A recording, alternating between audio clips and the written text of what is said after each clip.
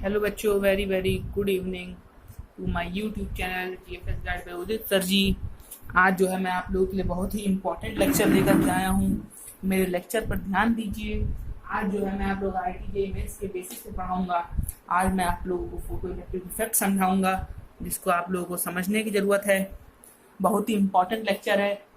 अब इस लेक्चर में हम लोग किस चीज़ पे बात करेंगे? Photo electric effect. बड़ा ही सिंपल सा टॉपिक है। फोटो इलेक्ट्रिक इफेक्ट क्या है? देखिए, एक लाइट सनलाइट में कुछ इलेक्ट्रॉन होते हैं, फोटो इलेक्ट्रॉन, फोटान बोलते हैं। जो लाइट की एनर्जी को फोटान बोलते हैं। तो जब लाइट की एनर्जी किसी मेटल की सरफेस सच एज सीजियम या फिर पोटेशियम पर पड़ेगी, तो जो द पड़ना of light on surface of metal and the निकलना of electron from the surface of metal is called photoelectric effect. English में समझिए। When a light of suitable threshold frequency क्या है? ये एक टेक्निकल टर्म है। एक लिमिटिंग फ्रीक्वेंसी होती है जो जितनी फ्रीक्वेंसी की लाइट रिक्वायर्ड होती है कि इतनी तो होनी ही चाहिए अगर हमको इलेक्ट्रॉन को निकालना है ना। तो that is strike the surface of metal and then ejection of electron takes place. This is called photoelectric effect. Is that clear now? Take the screenshot first, which will be very beneficial. अब जो है, जो electron निकलते हैं, ejected electron जो होते हैं, उनको हम लोग फोटो इलेक्ट्रॉन कहते हैं। तो ये पूरा प्रोसेस फोटो इलेक्ट्रिक इफेक्ट बड़ा इंपॉर्टेंट है। अब एक डायग्राम बेसिस पे समझा रहा हूँ। है क्या? जैसे कि ये है, देखिए, ये मान लीजिए सीजियम का है सरफेस। तो यहाँ से हमने सनलाइट डाली, ठीक है। तो ये इलेक्ट्रॉन निकले। यही प्रोसेस फोटो इलेक्ट्रिक इफेक्ट है। बड़ा सिंपल सा प्रोसेस है। इसको एक हटा देता हूँ, डायग्रामेट्रिक वे में समझाऊंगा, बहुत ही आसान है।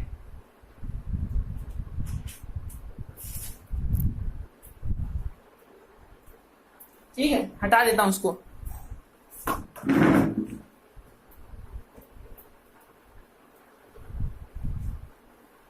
देखिए, है क्या? ये है एक,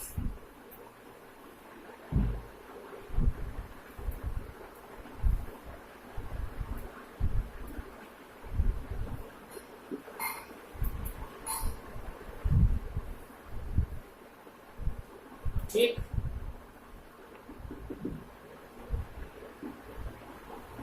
कैथोड, एनोड, ठीक। इस पे हमने डाला तो ये इलेक्ट्रॉन गया। बात समझ रहे हैं आप मेरी? जब मैंने इस पे सूटेबल थ्रेशोल्ड फ्रीक्वेंसी डाला, लाइट, ये लिख देते हैं फोटान है ऑफ सूटेबल थ्रेशोल्ड फ्रीक्वेंसी। तो इसको डालेंगे जब, तो इधर की तरफ इलेक्ट्रॉन गए। तो इस प्रोसेस को हम लोग बोल देते हैं फोटो इलेक्ट्रिक इफेक्ट। बहुत ही इंपॉर्टेंट आपका ये टॉपिक है। इससे काफी जेईई मेंस में, नीट में, हर जगह क्वेश्चन आते हैं। अब जो है हम लोग का नेक्स्ट टॉपिक क्या है वो देख लेते हैं। बड़ा ही सिंपल से टॉपिक्स हैं हम लोग के। अब जो है आप लोगों को मैं एक चीज लिखवा देता हूँ। बड़ी सिंपल चीज लिखवाएंगे।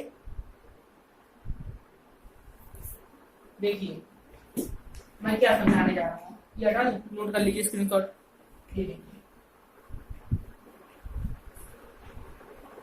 बहुत इंपॉर्टेंट चीज है। अब बताएंगे डिपेंडेंसी ऑफ फोटो इलेक्ट्रॉन। अब जैसे फोटो इलेक्ट्रॉन है, वो इंटेंसिटी की डायरेक्टली प्रोपोर्शनल होगा। मान लीजिए ये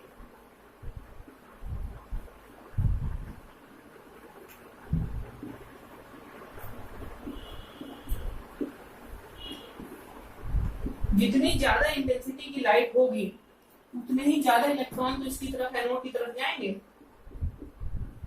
इंटेंसिटी के तो डायरेक्टली प्रोपोर्शनल होना तय है, जितनी ज्यादा इंटेंसिटी होगी उतना ही ज्यादा इलेक्ट्रॉन का निकलना होगा। तो ये बात तो बहुत ही अच्छी तरह से हमने आपको समझा दी।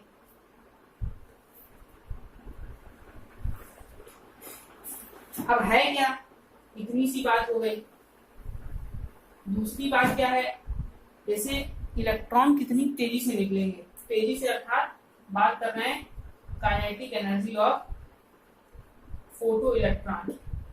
तो ये जो है इंटेंसिटी पर डिपेंड नहीं करेंगे, काइनेटिक एनर्जी जो है इंटेंसिटी पर डिपेंड नहीं करेगी। किस पे डिपेंड करेगी, डायरेक्टली होगी फ्रीक्वेंसी पे, फ्रीक्वेंसी पे होगी, फ्रीक्वेंसी पे होगी। बहुत सिंपल चीज है, फ्रीक्वेंसी पे डायरेक्टली प्रोपोर्शनल टू होगी, ठीक है ना।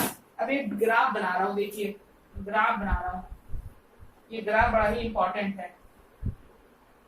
ये जो होगी यहाँ पे V नॉट बनेगा, V नॉट बनेगा, 0 बनेगा, काइनेटिक एनर्जी होगी, यहाँ पे फ्रीक्वेंसी होगी, फ्रीक्वेंसी होगी, हाफ लाइट है। क्या बात समझिए, मेरी बात समझने का प्रयास करेंगे तो आपको समझ में आ जाएगा बड़ी आसानी से। कुछ इसमें खास बात नहीं है, बस थोड़ा सा ध्यान देने की जरूरत है आपको। थोड़ा सा ध्यान दीजिए, आपको चीज समझ। तो हम लोग क्या बात कर रहे थे कि kinetic energy of photo electron, ठीक है। तो ये ग्राफ मैंने बनाया। अब ये ग्राफ हम लोग को क्या बताता है, ये V नॉट क्या चीज है, ये ग्राफ है। तो ये क्या बता रहा है, इसी मैंने आपको अभी एक चीज समझाई, थ्रेशोल्ड फ्रीक्वेंसी, ठीक है ना। थ्रेशोल्ड फ्रीक्वेंसी वो लिमिटिंग फ्रीक्वेंसी होती है जो मतलब जरूरी होती है कि उतनी होनी चाहिए। अगर जो है जो ये फ्रीक्वेंसी है, थ्रेशोल्ड फ्रीक्वेंसी, बड़ी सिंपल सी बात है। थ्रेशोल्ड फ्रीक्वेंसी से अगर कम होगी एनर्जी, थ्रेशोल्ड फ्रीक्वेंसी से अगर एनर्जी कम होगी तो बहुत मतलब हम लोग इलेक्ट्रॉन नहीं निकल पाएंगे। इलेक्ट्रॉन क्यों नहीं निकलेंगे अब, क्योंकि उतनी एनर्जी नहीं मिल पा रही है क्या। कि ऐसे ये जो है अगर जो फ्रीक्वेंसी होगी हम लोग की थ्रेशोल्ड फ्रीक्वेंसी से कम है, फ्रीक्वेंसी थ्रेशोल्ड फ्रीक्वेंसी के बराबर है, फ्रीक्वेंसी थ्रेशोल्ड फ्रीक्वेंसी में ज्यादा है, ठीक। फ्रीक्वेंसी इंसिडेंट लिख देता हूँ, फ्रीक्वेंसी इंसिडेंट। अभी क्या बता रहा है कि अगर थ्रेशोल्ड फ्रीक्वेंसी से फ्रीक्वेंसी कम होगी तो आपकी कैसे निकलेगा भाई। जब थ्रेशोल्ड फ्रीक्वेंसी लिमिटिंग फ्रीक्वेंसी है, लिमिटिंग मतलब उतनी होनी ही चाहिए, तो अगर उतनी आपके पास नहीं है फ्रीक्वेंसी तो आप तो मतलब इलेक्ट्रॉन फोटो इलेक्ट्रॉन निकलेगा ही नहीं। उसके बराबर है तो निकलेगा बहुत कम अमाउंट में, जीरो काइनेटिक एनर्जी से, जीरो काइनेटिक एनर्जी से निकलेगा।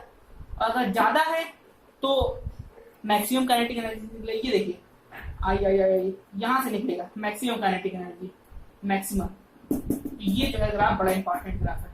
अब काइनेटिक एनर्जी और इंसिडेंट, ये देखिए ग्राफ बना रहा हूँ, काइनेटिक एनर्जी और इंटेंसिटी, कोई डिपेंडेंसी नहीं होगी, सिंपल सी चीज है, कोई डिपेंडेंसी नहीं होगी।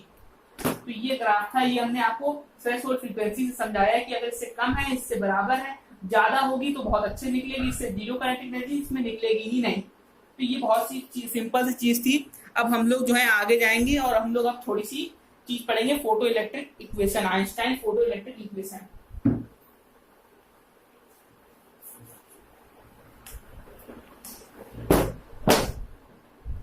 अब पढ़ेंगे हम लोग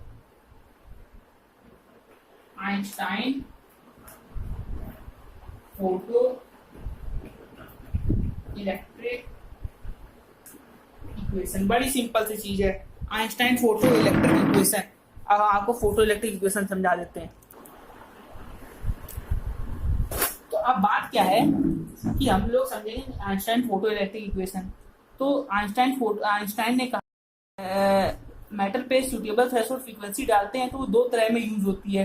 एक तो एटम को फ्री इलेक्ट्रॉन्स निकालने में वो यूज हो जाती है, और दूसरा जो है उसको काइनेटिक एनर्जी के रूप में दे दिया जाता है। तो इससे हमने फार्मूला निकाला, hν इक्वल टू हमने किया W नॉट जो है कर दिया plus half mv square as a kinetic energy दे दिया हमने।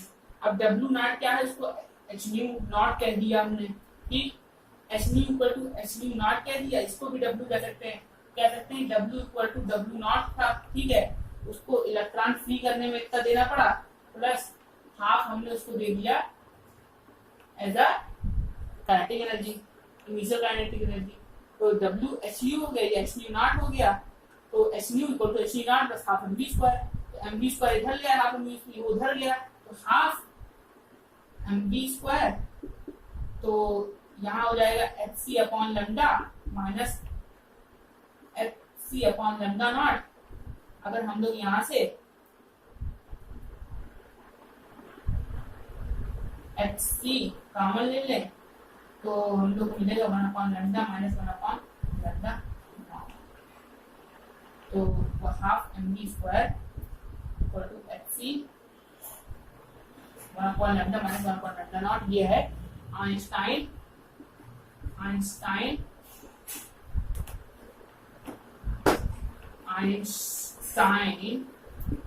Photo electric equation. ये है, बहुत इंपॉर्टेंट है। इसमें न्यूमेरिकल फॉर्मूला देगा, आपसे लैम्डा की वैल्यू पूछ लेगा, ठीक है ना, तो बहुत इंपॉर्टेंट है। अब इसके अगला टॉपिक जो आएगा वो ड्यूअल नेचर पे आएगा, डी ब्रॉगली इक्वेशन आएगी। वो होती है आपकी, हो जाती है lambda equal to H upon P या lambda equal to H upon M V, उसका डेरिवेशन के साथ आप समझाएंगे। तो वीडियो देखने के लिए धन्यवाद। वीडियो देखिए, नोट्स बनाते रहिए। ओके।